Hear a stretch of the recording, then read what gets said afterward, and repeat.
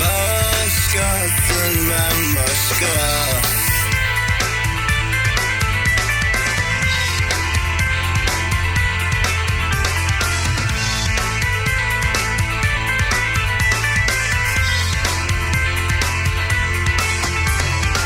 Bir derdim var artık tutamam içimde.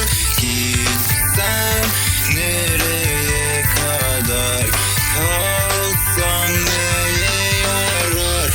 Hiç anlatamadım, hiç anlamadılar.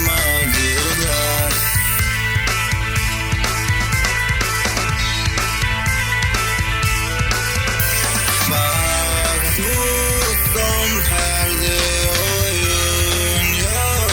Bundan sonra ışık yok, hiçbir şey yok, yok, yok. Bir